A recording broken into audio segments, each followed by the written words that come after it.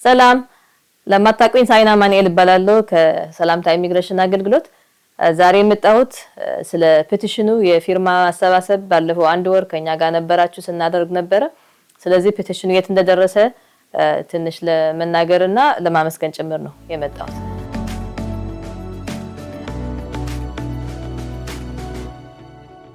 እንደምታውቁት ይህንን ፔቲሽን በጣም ልዩ ዝግጅት ነበረ።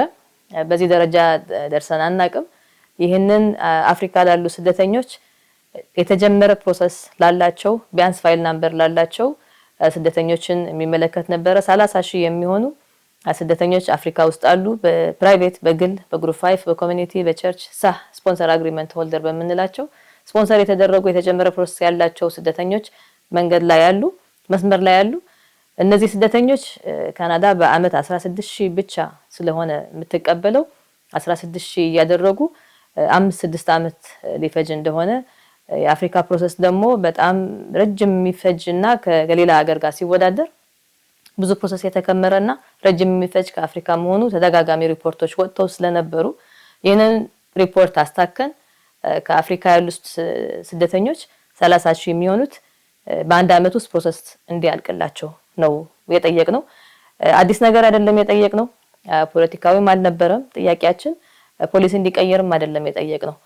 በአመት በዚህም ሆነ በዛ 380,000 የሚያክሉ ሰዎች ለቋሚ ነዋሪነት ወደ ካናዳ ይመጣሉ። ከነዚህ ውስጥ 67% አብዛኛው ኢኮኖሚ ክላስ የሚባሉ ሙያ ያላቸው ቋንቋ ያላቸው የአንድ አመት ገቢያቸውን ይዘው የሚመጡ ሰዎች ናቸው። 280,000 አካባቢ ናቸው። ሌላ በቤተሰብ በባልና ሚስትና በልጆች 22% አካባቢ ይመጣሉ። በስደተኛ ፕራይቬት ስፖንሰር ሆነ የሚመጣ ግን 4% ብቻ ነው። ስለዚህ በሌላ በሙያ በምን ከሚመጡ ሰዎች ከዛም ቢሆን ቁጥር ወስደው 4% በዚህ አመት በቀረው 6 ወር ነው የሚቀረው 4% 15,000 የሚሆኑ በዚህ አመት የሚቀጥለው 6 ወር ደግሞ የሚቀጥለው አመት ባለው 6 ወር ደግሞ የቀረውን እንዲያመጡ ነው የጠየቅነው።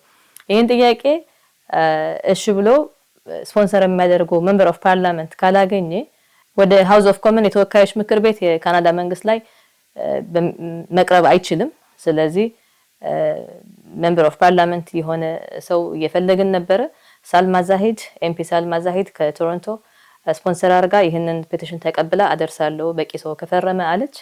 ይህንን ጉዳይ ምን ያህል ለኮሚኒቲው ምን ያህል ሰው እንደሚፈልገው ለማየት ከቶሮንቶ ካልጋሪ መጣ ስብሰባ አድርገን ነበረ። እዚህ ካልጋሪ ስትመጣ ካልጋሪ ያለው ሰው እንደማይመርጣት ታውቃለች። ስለዚህ ለምርጫ ብላ ያደረገችው ነገርም አይደለም። ግን መጣ እስኪ ልስማችሁ ብላ ጥያቄዎች ተቀበለች። ጥቂት ሰውም ቢሆን የመጣው ማለት ነው። በዛን ቀን መጣችሁ አብራችሁ የተሰበሰባችሁ ጥያቄ ጠየቃችሁ። በዚህ አጋጣሚ ላመሰግናችሁ እንወዳለን። ስለዚህ ያንን ጥያቄ ሰበሰበች፣ ፊርማው ተሰበሰበ። ከ500 በላይ ከተሰበሰበ የግድ ይቀርባል ጥያቄው ሃውስ ኦፍ ኮመን የካናዳ መንግስት በሚያደርጉት ስብሰባ ላይ ይቀርባል። ግን ለግብር ይወጣ አይደለም የሰራነው። መቅረቡ ካልቀረ ደህና መልስ ደግሞ ይዞ እንዲመጣ እንፈልግ ነበር። ስለዚህ ፊርማ ቢያንስ 10,000 እስኪሆን ብለን ብዙ ስራ ሲሰራ ነበረ። Mr. Speaker, I am pleased to present e-petition 7435 signed by 3,308 Canadians concerning the lengthy processing delays for African refugees. The petitioners note that reports from the Standing Committee on Citizenship and Immigration, the Auditor General and the Canadian Council for Refugees have documented disappropriately long processing times and significant backlogs affecting African refugee applicants. They express concern that these delays place vulnerable individuals at continued risk and undermine Canada's refugee protection commitments. The petitioners call on the government to take action by addressing the existing African refugee backlog, including prioritizing those displaced by the conflict in Sudan, and by establishing clear service standards, equitable resourcing, and emergency measures for refugees facing immediate danger. Thank you. ይሄ ፔቲሽን እዚህ ደረጃ እንዲደርስ የቡድን ስራ ነው። የሀበሻ ሌጋል ፕሮፌሽናልስ ኦፍ ካናዳ ውስጥ ያሉ የህግ ባለሙያዎች ማህበር እሱ ነው ይሄንን ፕሮግራም ይሄንን ፔቲሽን የፊርማ ዝግጅት ያዘጋጀው። ተክሌ በትልቁ በየቦታው የሄደ ሲያስታውቅ ነበር። ልዩ የተክሌ ኦፊስ ውስጥ ያሉ እነ ብሌን ቪዲዮ ሰርተው ብዙ ሲሞክሩ ነበር። በስም ለቅሳቸው የምፈልገው ግን ተክሌ በጣም ብዙ ደክሟል። አቶሲስ ቶሮንቶ ኤምፒዎችን በመፈለግ ሌሎች የሚያገዙን አሉ ልዩም። ስለዚህ በተክሌ ደግሞ በተለይ በሳልማ ወደ ካልጋሪ በመጣችበት ሰዓት ስራውን ትቶ ትኬቱን ቆርጦ ልገኝ ስብሰባ ብለው እዚህ ድረስ መጥቷል። ስለዚህ ቴንኪው በዚህ አጋጣሚ የኔ ኦፊስ ሰላምታ ኢሚግሬሽን እዛ ውስጥ ያሉ ስታፍ አመሰግናለሁ። በዚህ አጋጣሚ በየበኩላቸው ሲሞክሩ ነበር ሌሎች ሰዎችም። ስለዚህ በዚህ አጋጣሚ 3308 ሰው ነው የፈረመው። ለሁሉም 3000 ምናምን ሰው በመላው ካናዳ ውስጥ ያለው ካናዳ ውስጥ ብቻ ነው መፈረም የሚቻለው። እናመሰግናቸዋለን። ጥቂትም ቢሆን ቁጥሩ የፈረማችሁት በጣም እናመሰግናለን። እናንተ ጋር እንዲደርስ ይሄንን ፊርማ ያልሰሙ ሰዎችም ስለነበሩ ከኛ ጋር ሆኖ ጉዳይ ነው ይሄ ጉዳይ ብለው የማይመለከታቸው ጭምር ስፖንሰር ያደረጉት ሰውም ሳይኖር አብሮን ሲሰሩ የነበሩ ሰዎች ደግሞ ነበሩ በፈቃደኝነት። የኤርትራ ኮሚኒቲ ኢካክ ካልጋሪ ውስጥ ያለው አስመሮም ቪዲዮ ሰርቶ በትኖ ነበረ። ሚኪ በኤምጂ ነው የሚታወቀው መጽሐፍ ደራሲ የራሱ ቪዲዮ ሰርቶ ፖስት አድርጎ ነበረ። ዴቦራ እናመሰግናለን፣ ቪዲዮ ሰርታ ፖስት አድርጋ ነበረ። ቤንሁር ከኤድመንተን ቪዲዮ ሰርቶ ኦልሞስት በየቀኑ ነበረ ፌስቡክ ላይ ፖስት ሲያደርገው የነበረ። ቅሳነት ቡቡ በለስ ከዩጋንዳ እንዲሁም ነሽነሽ የሚባል የትግርኛ ዩቲዩብ አዘጋጅ ይህንን በሰፊው እንዲደርስ ቪዲዮ ሰርቷል። እናመሰግናለን። ነጋ ከዩጋንዳ፣ አዜብ ከዩጋንዳ፣ እንግዳ አክስት ሀገር ዩጋንዳ እንደዚህ ቪዲዮ ሰርተው ፖስት አድርገው ነበረ። ሌሎች የባሲል ከካናዳ፣ መሃሪ ተድላ እሱም ካናዳ ውስጥ ነው ያለው። ኑር ደግሞ መጨረሻ ቀን ላይ ካናዳ ውስጥ እነዚህ ቪዲዮ ሰርተው የናስም ቪዲዮ ሰርተው ሁሉም ሰው ጋር እንዲደርሰው ሲያግዙን የነበሩ ሰዎች ናቸው። ሌላ የራሳቸው ቲክቶክ ላይ ከፍተው እኔን ጠርተው ደግሞ እዛ ላይ ሲሞክሩ የነበሩ ሰዎችን ሲያበረታቱ የነበሩ ሰዎችም ነበሩ። ሜሪ ሽኮር ከካልጋሪ፣ ሌላ ዳኒ የቁባት በአሁኑ ጊዜ በቫኬሽን አፍሪካ ውስጥ ቢሆንም ካለበት ቦታ በተለይ መጨረሻ ሳምንት ያለው እስኪነጋ ድረስ ነበረ ቁጭ ብለን ፊርማ የምናሰባስበው ሲያግዘን ነበር። እናመሰግናለን። የርዲቢቲ በጣም አመሰግናለሁ ስታገዝ ነበረ። ጆኒ ተወልደ፣ ሳሚ፣ ዮናስ፣ ቲና በየኦፊሳችን እየመጣች ኮፒ ላይ ያዘጋጀነው ፍላየር እየያዘች በየሬስቶራንት እየሄደች ታስፈርም ነበረ። ሀደን ጓልቀሺ መጨረሻ ቀን ላይ ብዙ ያገሽን።